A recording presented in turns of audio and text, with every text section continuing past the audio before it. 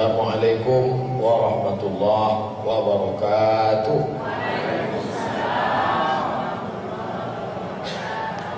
Kullu amrin zibalin, semua amal yang baik, walam yubda bihamdillah, kalau tidak dimulai dengan alhamdulillah, fahuwa aqta, maka amal itu putus, tak bisa dibawa sebagai bekal menghadap Allah.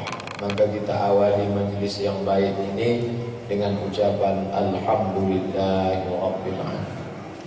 Setiap majlis kalau tak disebut selawat, maka majlis itu disebut anta najifah, majlis bangkai, majlis busuk, majlis berbau.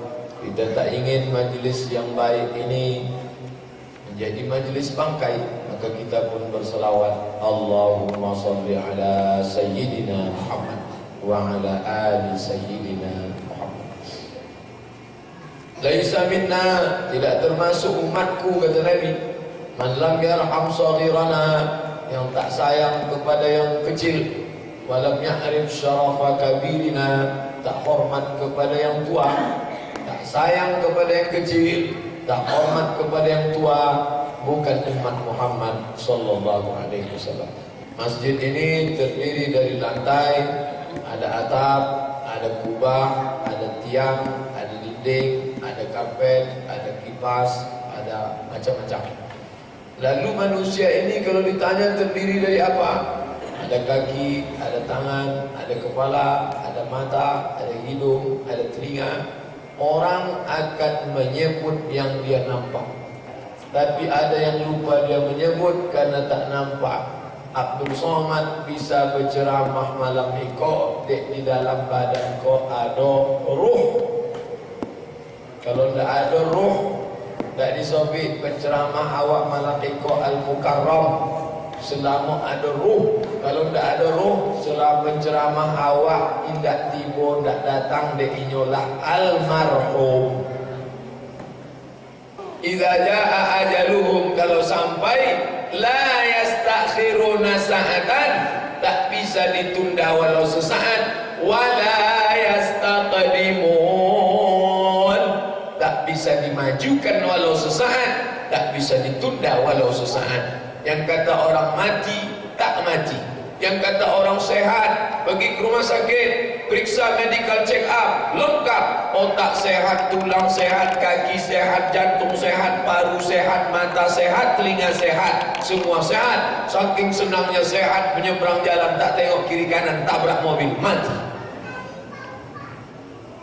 Lalu kenapa malam ini awak masih dapat sembahyang solat maghrib di Masjid Muttaqin Jawi-Jawi ini? Allah menyebut dalam surat Al-Mulk, Tabarakalladzi biyadihil mulku, segala kuasa ada dalam genggaman Allah Ta'ala. Biyadihil mulku wa huwa ala kulli syai'in qadir. Alladzi khalaqal mauta, dia yang menciptakan mati, wal hayata, dia yang menciptakan hidup, liyabluwakum ayyukum ahsanu amala, yang ditengok Allah ahsanu amala, yang paling elok amal. Bapak ibu yang kaya-kaya tak dipandang Allah, harta akan ditanya dapat dari mana, dipakai ke mana. Bapak ibu yang cantik elok tak dipandang Allah, karena hanya akan menjadi santapan cacing tanah. Bapak ibu yang tinggi jabatan kekuasaan tak dipandang Allah, hanya akan diminta tanggung jawab kemana dulu kekuasaan dipakai. Anak yang banyak ditanya Allah, sudah dididik menjadi anak soleh atau belum? Alhamdulillah, malam ini anak-anak dibawa solat ke masjid. Lalu yang dipandang Allah itu apa? Innallaha la yanzuru ila ajsamikum, Allah tak memandang wajah muka. Wala ila suwarikum, Allah tak menengok bentuk paras wajah, tak menengok bentuk badan. Lalu yang dipandang Allah itu apa? Walakin yanzuru ila qulub, qulub, hati bersih. Berniat dari rumah, langkah kaki kanan, bismillah tawakkaltu 'ala Allah, la haula wala quwata illa billah, maka hati yang bersihlah yang membuat datang ke masjid ini. Yang dipandang Allah hati yang bersih. Wa a'malikum, amal. Coba tengok dulu, hati dulu bersih baru amal. Karena amal yang berangkat dari yang kotor tak diterima Allah. Rabbi habli minas. Nampak tiga, dapat anak soleh, selesai wuduk minta soleh, karena sesudah dalam tasyahud itu yang mendapat kebaikan hanya yang soleh-soleh saja. Saking inginnya dapat soleh, dibuatlah nama anak. Siapa nama anak bapak? Muhammad Soleh. Dulu, masuk dulu yang nama soleh, kini siapa nama? Bram. Nama barat. Siapa nama? Anton. Nama barat hidung pesek. Dulu datuk-datuk awak, datuk almarhum siapa pernah nama bilanya meninggal mak umur 70 tahun. Si Bulan meninggal umur 38 tahun. Sekarang orang umur tak sampai. Baru umur 40 sudah datang encok, sakit pinggang, asam urat, diabetes mellitus, jantung koroner. Macam-macam, makin banyak rumah sakit, makin hebat dokter spesialis, umur tak bisa diisi ulang. Tidak macam air isi ulang. Tidak lo condong pulsa. Kalau lah habis, inna lillah wa inna ilaihi raji'un. Banyak orang menengok orang meninggal menangis. Kenapa menangis? Sedih saya Pak Ustaz menengok dia meninggal. Yang kamu sedihkan itu bukan dia. Dialah habislah istirahat. Yang awak sedihkan yang masih hidup ni kenapa belum beramal. Dia sudah habis semua. Tapi kadang banyak juga orang ni salah waktu melepas orang mati. Marilah kita lepas dia ke tempat peristirahatannya yang terakhir. Istirahat kata siapa? Istirahat kata dia. Malaikat maut lah menunggu, mungkar nakir lah siap-siap. Istirahat kata dia. Iko bukan tempat istirahat, memang restoran istirahat. Memang ikut danau meninjau tempat istirahat. Ikut tempat pertanggungjawaban segala amal yang dulu waktu hidup sampai sebesar ujung tapak kaki semut hitam, di atas batu yang hitam, di tengah samudra yang gelap, di tengah malam yang kelam, akan ditanya Allah Ta'ala, faman ya'mal mithqala dzarratin khairan. Ini orang kafir punya cerita. Itu bukan tempat istirahat, tempat pertanggungjawaban di hadapan Allah. Ada pula orang sekarang menunjuk yang mati itu disebutnya baik, padahal seumur hidup tak pernah baik. Cakapnya kasar, ke masjid tak pernah. Tapi begitu dia meninggal, dibawa juga ke masjid, disolatkan dalam masjid, didoakan oleh imam masjid, Allahumma fir lahu warhamhu wa'afihi wa'fu anhu. Selesai itu ditanya oleh jamaah awak, jamaah sekalian, apakah jenazah awak kebaik? Semua menyambut baik. Untung tak ada Ustaz Abdul Somad situ. Kalau hadir Ustaz Abdul Somad, baikkah jenazah itu? Tidak.